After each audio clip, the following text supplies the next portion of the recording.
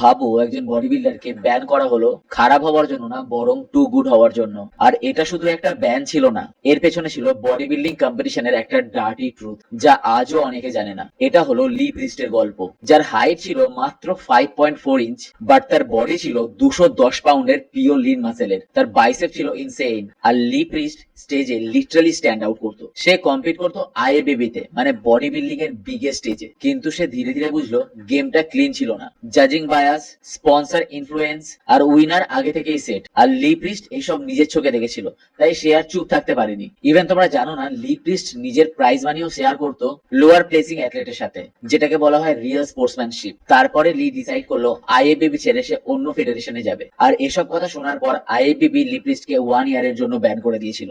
1 ইয়ার ban হয়ে যাবার পর লি প্রিস্ট কিন্তু থেমে থাকেনি। লি তখন কনফারেন্সে পাবলিকালি ট্রুথ বলা চালিয়ে গেল, এবং এই কারণের জন্য আইএবিবি আরো রয়ে গেল এবং লি প্রিস্টকে 2 বছরের জন্য আরো ব্যান করে দিল। এবং তারপরে লি প্রিস্টকে লাইফ টাইম ব্যান করা হলো। লি কিন্তু তাও হারেনি, নিজের প্রিন্সিপালে স্ট্রং ছিল, কিন্তু সিস্টেম তাকে একসেপ্ট করেনি। তাই আজও এটা বডি বিল্ডিং এর মোস্ট কন্ট্রোভার্সিয়াল স্টোরির মধ্যে একটা। তোমার কি মনে হয় লি প্রিস্ট কি রং ছিল? কমেন্ট করে আমাকে অবশ্যই জানিও। আর এরকম বডি বিল্ডিং ফ্যাক্টের ভিডিও পেতে বা সায়েন্স বেসড এক্সারসাইজের ভিডিও পেতে আমাকে অবশ্যই ফলো করো।